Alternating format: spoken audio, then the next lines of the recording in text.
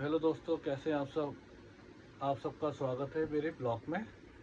मैं आज आपको लीगल नोटिस क्या बताऊंगा जो 132 भेजा जाता है। तो जो लीगल नोटिस होता है वो केस का बेस होता है। अगर वो प्रॉपर ड्राफ्ट नहीं होता है या कुछ कमी रह जाती है तो उसका असर आपके केस में पड़ेगा, डिसमिस भी हो सकता है। अगर आपका लीगल नोटिस प्रॉपरली नहीं बनाया गया तो उसका जो जो प्रॉब्लम आती है बाद में आती है केस फाइलिंग के बाद, जिसका बेनिफिट एक्यूज को मिल जाता है जिसने लोन लिया हुआ है।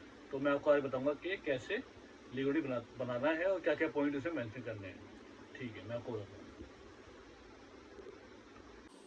पहला पॉइंट है इसमें कि आप पहले पॉइंट में मेंशन करेंगे कि जिसने लोन लिया है और आपके बीच में क्या रिलेशनशिप है, वो आपको कब से जानता है और आप कैसे एक दूसरे को जानते हैं, वो चीज़ मेंशन करेंगे। ये पहला पॉइंट है। ये पॉइंट है जो हमें मेंशन करने हैं। सेकंड पॉइंट है उसमें कि जो एक्यूजेशन लोन लिया है उसने आपको कब अप्रोच किया और उसका रीज़न क्या था। उसकी जो जो लोन लिया है उसने या लोन मांग रहा है वो किस रीज़न से मांग रहा है वो आपको मेंशन करना पड़ेगा। ठीक है, तो ये आपको प्रॉपर मेंशन करना पड़ेगा कब उसने आपको अप्रोच किया और किस रीजन से अप्रोच किया आपको और कहाँ पे किया, प्लेस भी बताना पड़ेगा।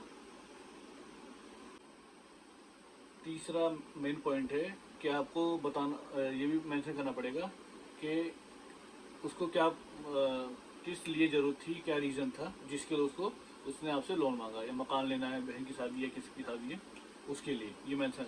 अगर नहीं पता तो कोई बात नहीं, आप कह सकते हो कि उसने फाइनेंशियल कोई प्रॉब्लम थी इसने अप्रोच किया। तो आप रीज़न ना, अगर रीज़न लिख दोगे तो बेटर है, नहीं है तो कोई बात नहीं। ये चीज़ होगी। और आपका फिफ्थ पॉइंट है कि एक्यूज ने या जिसने लोन लिया है उसने आपको जो चेक है वो कब इशू किया। क्योंकि चेक बहुत ऐसे दे सकते हैं, जैसे लोन लेने के बाद एक टाइम डिसाइड होता है कि कितने टाइम के लिए लोन लिया है, कि भाई उस टाइम के कंप्लीट होने के बाद उसने चेक दिया।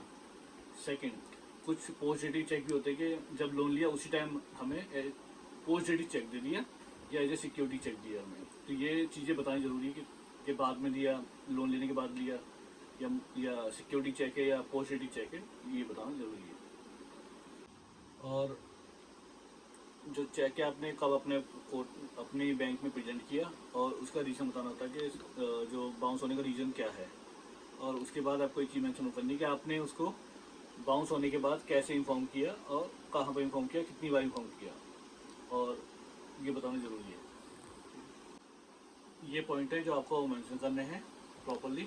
और ये क्योंकि legal notice is the base of the case of the under section 138। अगर आप लीगल नोटिस प्रॉपर ड्राफ्ट नहीं करते या प्रॉपरली उसमें कंटेन उसके ठीक नहीं है तो आपका केस डिसमिस हो सकता है। क्योंकि अगर लीगल नोटिस ठीक बना है तो आपका केस बढ़िया बनता है, अगर नहीं बनेगा तो आप वो लेकिन आपको आगे आके प्रॉब्लम करेगा। तो अगर आपको मेरी ये इन्फॉर्मेशन पसंद है तो मेरा चैनल सब्सक्राइब करें, लाइक करें और कमेंट करें। और अगर किसी को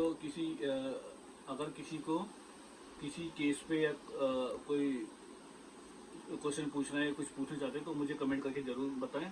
मैं आपको उसका क्वेश्चन का आंसर जरूर दूंगा।